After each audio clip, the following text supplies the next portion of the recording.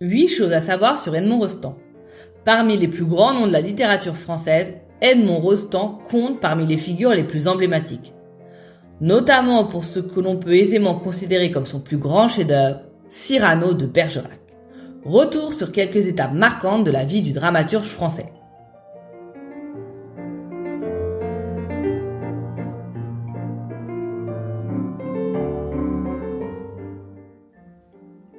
Petit 1. Edmond Rostand est né un 1er avril.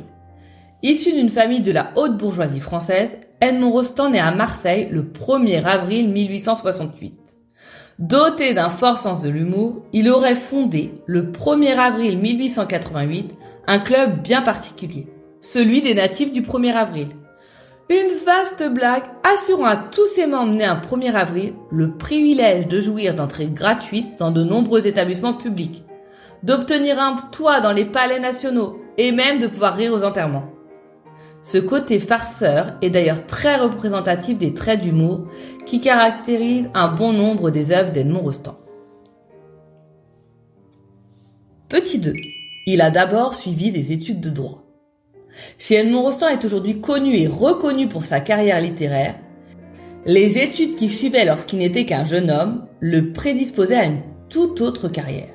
Arrière-petit-fils d'Alexis-Joseph Rostand, qui fut maire de Marseille, et fils d'Eugène Rostand, économiste, Edmond a d'abord suivi des études de droit qui l'ont emmené jusqu'à la Sorbonne, puis jusqu'au barreau. En 1887, alors qu'il n'était encore qu'étudiant, il a même participé au concours du prix Maréchal de Villars de l'Académie des Arts et des Lettres de Marseille. Concours qu'il a d'ailleurs remporté avec son essai « Deux romanciers de Provence ». Malgré ses études, il n'a jamais exercé le métier d'avocat. Petit 3. Rosemonde Gérard a inspiré la poésie d'Edmond Rostand. Et oui, souvent derrière un grand homme, il y a une femme. En 1886, lors de vacances en famille, Edmond fait la rencontre de Rosemonde Gérard, une poétesse de talent qui deviendra par la suite l'une de ses sources d'inspiration principales. Alors que cette dernière publie le recueil de poèmes Les Pipeaux, primé par l'Académie, Edmond lui publie l'année suivante un recueil de poèmes nommé Mussardise, dont les vers sont fortement influencés par l'amour qu'il porte à son épouse. De leur union naît en 1891 leur premier enfant, Maurice Rostand, qui marchera sur les pas de son père. Puis en 1894, Jean Rostand, futur philosophe et biologiste. Petit 4. Il a marqué le théâtre français avec Cyrano de Bergerac.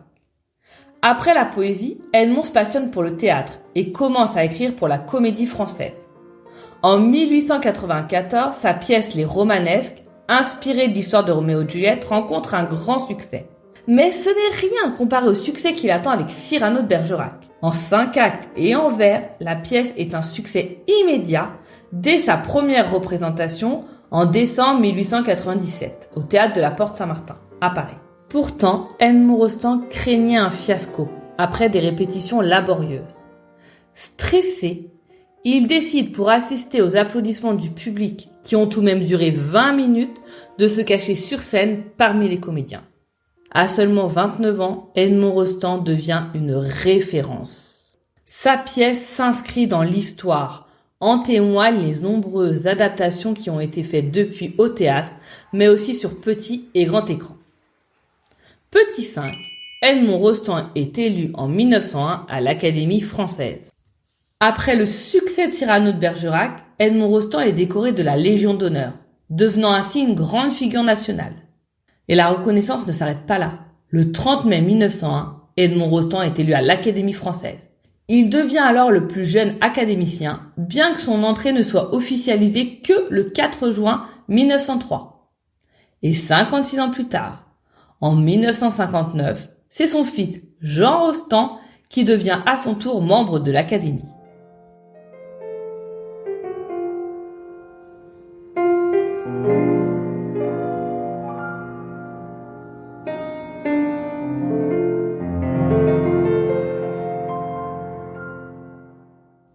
Petit 6. Il s'est engagé auprès des poilus de la guerre 14-18. Au cours de l'année 1910, l'euphorie qui régnait jusqu'alors autour du nom Rostand commence à retomber. Un retournement de situation qui a naturellement pour effet de déprimer cet auteur passionné. Jusqu'à ce que la Première Guerre mondiale vienne combler le vide laissé par le manque de reconnaissance de ses dernières œuvres littéraires. Bien que réformé pour des questions de santé, Edmond Rostand s'engage à sa manière dans cette grande guerre.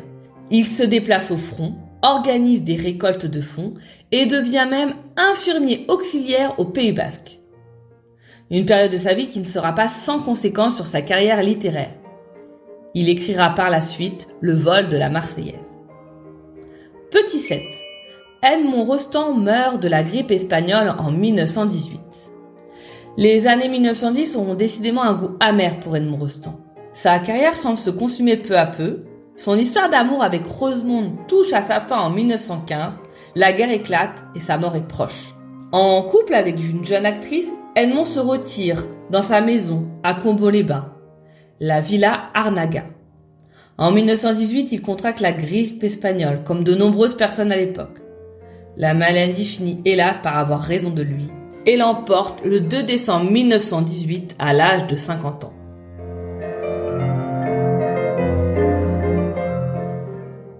Petit 8. Le titre d'un tube culte trouvé grâce à une affiche de Cyrano de Bergerac. En 1977, Sting, alors membre du groupe de rock Police, était de passage à Paris. Après avoir aperçu des prostituées marchant dans la rue depuis son hôtel, il commence à écrire les paroles d'une chanson. Alors qu'il réfléchissait à un titre, l'artiste pose les yeux sur une vieille affiche de la pièce de Cyrano de Bergerac accrochée au mur de sa chambre, et sur lequel était mentionné le nom de l'héroïne, Roxane.